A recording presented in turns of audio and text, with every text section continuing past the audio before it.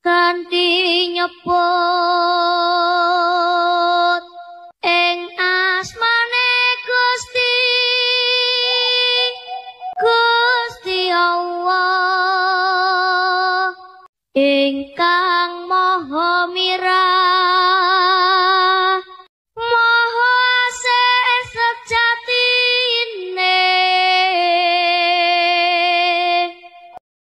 ana kidung rumeksa ing wengi teguh ayu luputa ing lara luputa bilai kabeh jim setan datan purun paneluhan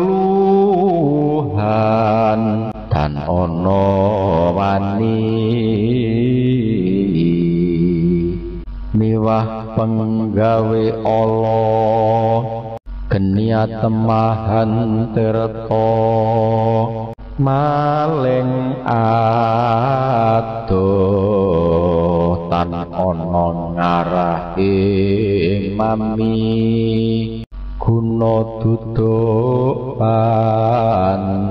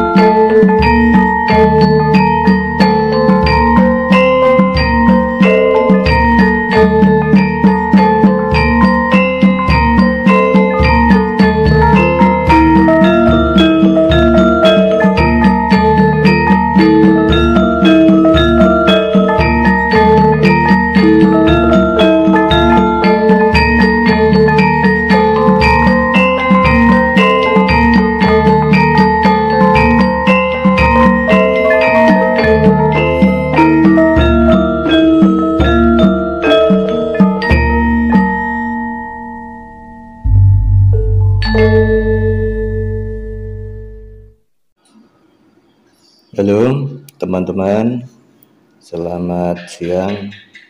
Assalamualaikum warahmatullahi wabarakatuh. Salam sejahtera untuk kita semuanya. Teman-teman, dulur-dulur dimanapun berada, ketemu lagi dengan channel TV Transmisi 7.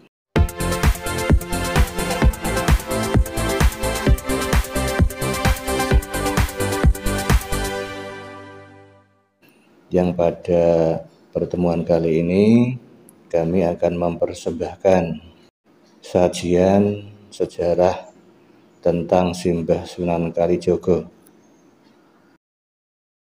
Teman-teman, ini adalah parkiran kendaraan tempat makam Simbah Sunan Kalijaga. Yuk kita menuju ke gapura pintu gerbang masuknya. Let's go.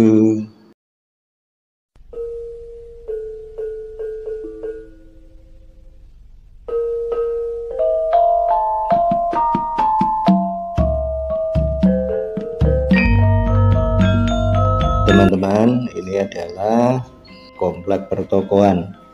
Para dagang kaki lima menjajakan dagangannya dengan harapan memperoleh berkah dari Allah Subhanahu wa taala lantaran beliau Simbah Sunan Kalijaga. Kebetulan agak sepi, jadi para zairin zairot, para pengunjung, para peziarah tidak begitu ramai, suasana hiruk pikuk tidak begitu terdengar. Oke teman-teman, kami akan menjelaskan sejarah dan silsilah Simbah Sunan Kalijogo. Namun sebelum itu, jangan lupa subscribe-nya, klik tombol loncengnya, juga di-share agar informasi ini bisa sampai ke teman-teman yang lain. Ya, barangkali ada manfaatnya. Silsilah dan sejarah yang akan kami sampaikan ini nanti insya Allah komplit, yang bersumber dari guru-guru kami dan Mbah Yai kami, yang mungkin data kami ini tidak bersesuaian dengan data orang lain. Di dalam menyampaikan sejarah Wali Songo itu kami mempunyai data sendiri dari Mbah Yai kami, sehingga mungkin saja data kami itu berbeda dengan yang lain. Mungkin panjenengan semua sudah tahu tentang sejarah beliau ini, baik itu lewat literatur yang telah diupload ke YouTube ataupun dari buku-buku sejarah yang beredar di pasaran. Kami punya data yang insya Allah valid dan bisa dipercaya. Data yang kami miliki itu benar-benar telah ditasfeh oleh guru-guru kami. Maka lewat video ini kami akan ikut serta ambil bagian di dalam menceritakan sejarah para wali songo, aulia ilahi fil Jawa, terutama beliau ini Simbah Sunan Kalijogo. Mudah-mudahan niat kami mendapatkan berkah manfaat untuk kami pribadi, juga untuk panjenengan semua, teman-teman sekalian, kecipratan berkah, hidayah, taufik, inayah. Harapan kita semua tentu selamat dunia hingga akhirat.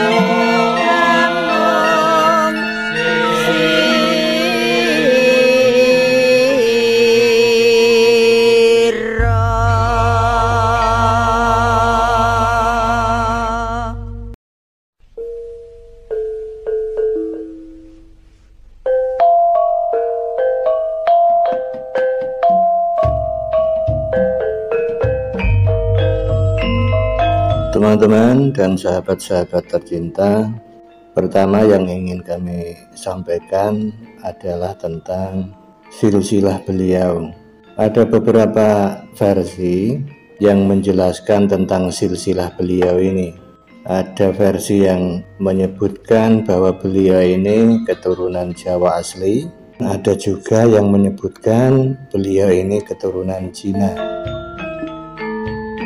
Pada video terdahulu yang menjelaskan tentang silsilah dan sejarah Simbah Sunan Derajat telah kami singgung sedikit tentang silsilah Simbah Sunan Kalijogo ini, yang bertemu nasab pada Adipati Aryo Tejo atau Syekh Abdurrahman,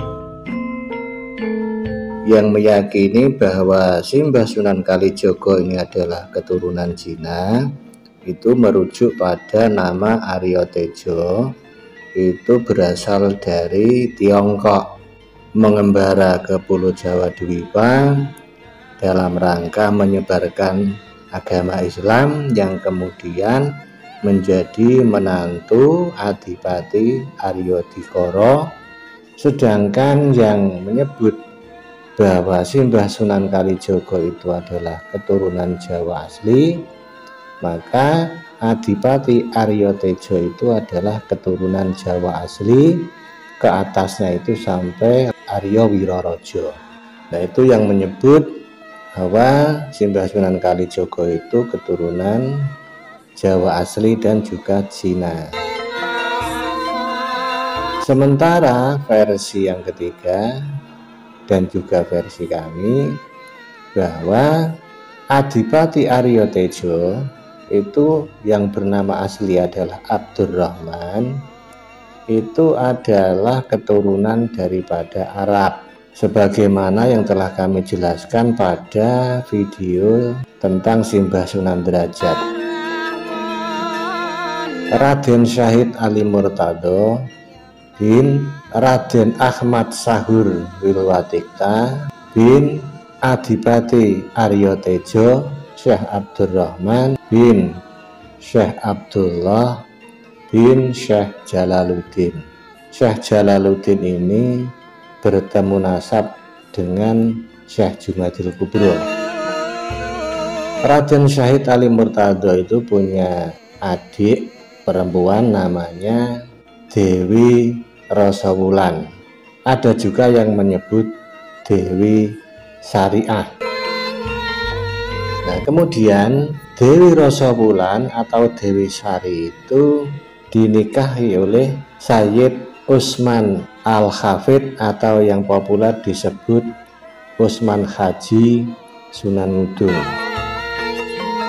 Jadi silsilah Simbah Sunan Kalijaga ini jika dirunut dari jalur laki-laki itu adalah Raden Syahid Ali Murtado bin Raden Ahmad Sahur Wilwatikta bin Adipati Arya Tejo Syekh Abdurrahman bin Syekh Abdullah bin Syekh Jalaluddin dan ke atas terus hingga sampai baginda Nabi Muhammad SAW.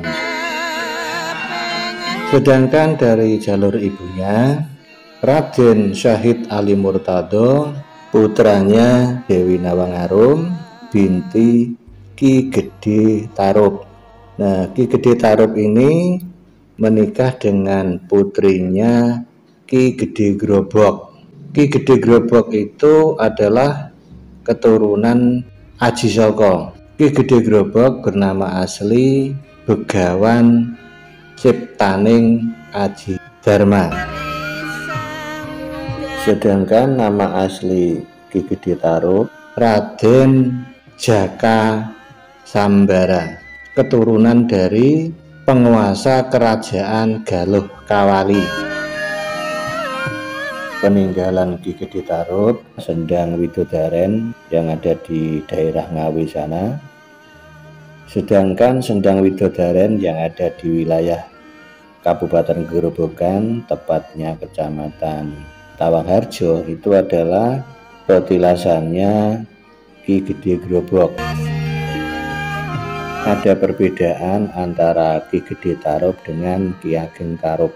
Ki Gede Tarub tadi telah kami sampaikan bahwa beliau itu berasal dari kerajaan Galuh Kawali, sedangkan Ki Ageng Tarub adalah menantunya Ki Gede Tarub. Ki Gede Tarub itu mempunyai putri, 7 putri semua. Salah satunya itu bernama Nawangwulan yang diperistri oleh Ki Ageng Tarub atau Raden Kidang Telangsah.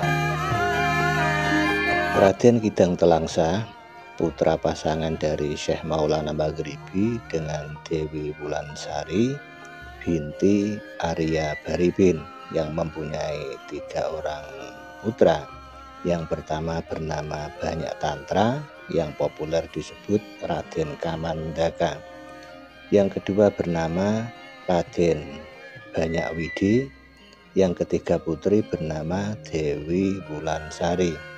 Nah, Dewi Wulansari itulah yang dinikahi oleh Syekh Maulana Maghribi lalu berputra Raden Kidang Telangsah. Ada legenda sejarah turun-temurun tentang Sendang Bidadari, bahwa diyakini Nawangwulan adalah bidadari dari Kayangan. Dulu ketika ada seorang perempuan yang cantik jelita, yang kecantikannya itu melebihi daripada rata-rata umumnya manusia pada saat itu, juga dengan pakaian yang tidak umum. Artinya tidak umum itu pada umumnya masyarakat Jawa itu adalah pakaiannya seperti itu, sangat sederhana dari bahan kulit-kulit kayu itu, juga kulit binatang. Nah, sedangkan si Nawang Wulan sudah mempunyai pakaian yang dari jenis ulat sutra yang ditenun. Nah, sehingga penampilan seperti itu oleh warga pedesaan atau warga masyarakat Jawa pada saat itu menyebutnya sebagai bidadari. Pakaiannya bagus, terus parasnya juga cantik. Sehingga cerita itu turun-temurun sampai sekarang diyakini bahwa Nawang Wulan itu adalah bidadari. Putrinya Ki Gede Tarub itu perempuan semua. Yang pertama itu namanya Nawang Kencono yang menjadi istri dari Pangeran Galuh Kawali. Kemudian yang nomor 2 itu namanya Nawang Cempaka yang menjadi istri dari Pangeran Pasir Luhur. Yang nomor 3 bernama Nawang Kenongo menjadi istri Ki Ageng Jolo Sutro. Yang keempat Nawang Selasih beristri Ki Ageng Dirgonondo. Yang kelima Nawang Sari diperistri oleh Pangeran Wengker Ponorogo. Yang keenam Dewi Nawang Arum diperistri oleh Raden Ahmad Sahur Wirwatikta Bupati Tuban. Yang ketujuh, yang terakhir, yang bungsu bernama Dewi Nawang Wulan yang menjadi istri Raden Kidang Telangsah atau yang belakangan disebut Ki Ageng Tarub.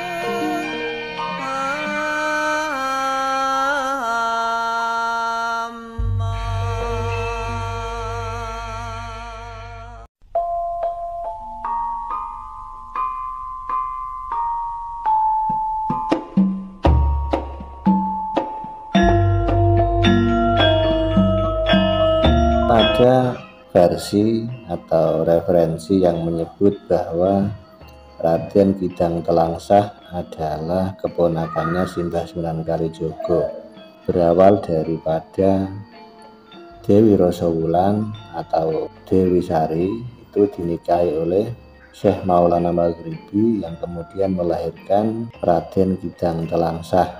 Dari jalur itu maka versi itu menyebut Ki Ageng Tarub atau Raden Kidang Telangsah adalah keponakannya Simbah Sunan Kalijogo. Sementara data kami tidak seperti itu. Justru Ki Ageng Tarub itu adalah pamannya Simbah Sunan Kalijogo. Karena Dewi Nawang Arum, istri Adipati Sahur Wirwatikta itu adalah kakaknya Dewi Nawang Wulan. Dewi Nawang Wulan adalah istrinya Raden Kidang Telangsah atau Ki Ageng Tarub. Jadi Ki Ageng Tarub itu ya pamannya Sunan Kalijaga. Itu kalau versi kami, data kami seperti itu. Setiap narasumber itu mempunyai versi masing-masing. Sama seperti kami juga punya pedoman sendiri. Yang pedoman itu kami pun tidak memaksakan kepada orang lain agar orang lain itu percaya kepada kami. Sebaliknya, kami pun juga tidak akan memaksakan diri kami sendiri untuk mempercayai versi orang lain. Ya intinya itu lana a'maluna walakum a'malukum. Kami ya kami, sampean ya sampean. Yang penting bukan perbedaannya yang kita peruncing, tapi persamaannya, persepsinya di dalam kita muri-muri tinggalannya para leluhur, menghormati jasa baiknya para leluhur. Di depan telah kami sampaikan tentang silsilah beliau. Nah, sekarang akan kita sampaikan sejarah beliau dan juga kedudukan beliau di antara 9 wali lainnya. Bahwa beliau itu adalah putra dari Adipati Tuban yang dengan kecerdasannya, dengan kecerdikannya, dengan kelehiannya, dan sekaligus juga dengan sifatnya yang sosialis, humanis, ora tegelan, ora teganan, melihat kesengsaraan rakyat kecil pada saat itu, sehingga beliau itu pada masa remajanya itu menjadi perampok. Merampok itu tujuannya tidak untuk dirinya sendiri, melainkan hasil rampokan itu dibagikan kepada warga kecil yang membutuhkan. Maklum pada saat itu memang keadaan politik Kerajaan Majapahit dan Kadipaten Tuban sedang tidak stabil, ada intrik politik, isu-isu yang memang sengaja didengungkan oleh para oknum-oknum yang menginginkan Majapahit itu hancur, juga menginginkan Kadipaten Tuban itu juga hancur. Maka keadaan seperti itu imbasnya tentu pada rakyat kecil yang keadaannya makin sengsara. Nah, melihat keadaan seperti itu, maka beliau Raden Syahid Ali Murtado itu merampok para pedagang-pedagang itu, orang-orang kaya. Hasil rampokannya itu diberikan kepada rakyat kecil. Nah, dari situlah lalu beliau ini dikenal sebagai Brandal Lokojoyo. Walhasil beliau ini akhirnya menjadi mukmin sejati, muslim sejati, bertapa di pinggir kali, menjaga tongkat Simbah Sunan Bonang, yang memang Simbah Sunan Bonang itu adalah putranya Dewi Condrowati. Dewi Condrowati itu adalah budinya Simbah Sunan Kalijogo. Brandal Lokojoyo itu bertapa bersemedi di pinggir kali selama 3 tahun. Beliau itu bertapa di situ sampai akar-akar pohon, sampai tubuhnya itu penuh lumut, yang kemudian beliau itu dikenal dengan sebutan Kalijogo. Banyak sekali tafsir yang mengatakan tentang sebutan Kalijogo itu. Ada yang menyebut Kalijogo itu karena bertapa di pinggir kali. Namun ada juga yang lebih dalam menafsiri Kalijogo itu ialah orang yang mampu menjaga semua aliran kepercayaan yang ada di Pulau Jawa ini. Maka beliau dijuluki sebagai Sunan Kalijogo karena mampu mengendalikan semua aliran di Pulau Jawa ini tetap eksis berjalan, tidak membeda-bedakan ini aliran baik, ini aliran buruk, ini surga, ini neraka, dan lain sebagainya. Namun ada juga yang menyebut sebutan Kalijogo itu berasal dari bahasa Arab. Kali itu berasal dari bahasa Arab kodi, sedangkan Jogo berasal dari bahasa Arab yang berarti zaka, yang jika diartikan hakim yang adil. Kodi itu hakim, zaka itu bijaksana. Dari beberapa tafsir itu tentu kita akan bisa menyimpulkan siapa sebenarnya Sunan Kalijogo itu dan kedudukannya. Beliau ini sebagai korwilnya Pulau Jawa ini mulai dari Gunung Tidar Magelang hingga Gunung Galunggung, Gunung Cermai. Beliau yang memikul beban tanggung jawab di wilayah tersebut, baik itu dari sisi balaknya, sisi musibahnya, juga penyebaran agamanya, dan lain sebagainya. Oleh karena deretan keahlian beliau seperti itu, maka wali-wali lainnya menjuluki beliau ini dengan gelar Hakimul Aulia, hakimnya para wali. Jika ada perbedaan pendapat di kalangan para wali lainnya, beliaulah sebagai penengahnya. Beliau juga ahli tata pemerintahan, tata kota, ahli siasah. Kalau bahasa sekarang itu pakarnya politik, bukan politik yang negatif maksudnya itu, tapi politik yang tetap menjaga ukhuwah, menjaga adab dan nilai-nilai yang berkaitan dengan Jawa dan Arab. Beliau juga ahli di dalam kesenian, filsafat, mahir mendalang. Demikian pula beliau itu menciptakan alat-alat pertanian seperti cangkul, garu, atau bajak, dan lain sebagainya. Ajaran daripada cangkul itu juga ada filosofinya, garu atau bajak juga ada filosofinya. Namun kami tidak akan menjelaskan secara detail tentang filosofi cangkul, filosofi bajak. Begitu juga beliau di dalam menata kota itu diteruskan hingga sekarang, seperti membuat tata kota ada alun-alun, lalu ada masjid. Setiap pendopo kadipaten harus membelakangi gunung dan menghadap laut. Nah, hal seperti itu juga ada filosofinya. Nah, semuanya itu adalah warisan tinggalan ajaran Simbah Sunan Kalijogo. Nah, oleh karena itu, jasa Simbah Sunan Kalijogo terhadap Pulau Jawa ini sangat luar biasa, bisa dinikmati oleh masyarakat hingga sekarang. Di samping tanggung jawab beliau sebagai korwil wilayah dari Gunung Tidar Magelang hingga Gunung Ciremai, Gunung Galunggung, beliau juga aktif dakwah keliling, maka tidak salah jika petilasan beliau itu ada di mana-mana.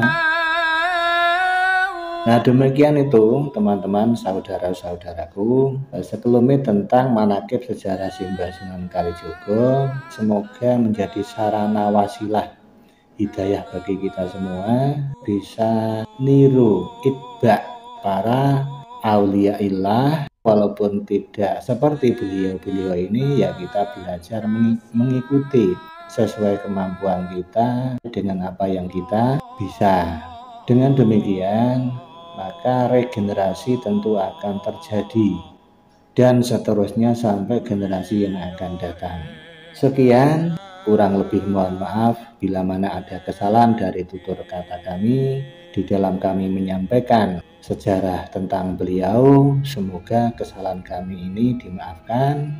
Sebaliknya, jika ada yang benar apa yang kami sampaikan terkait dengan sejarah dan silsilah beliau, semoga menjadi bagian amal beliau, menjadi pundi-pundi beliau, mendapatkan kedudukan mulia luhur di sisi Allah Subhanahu wa taala.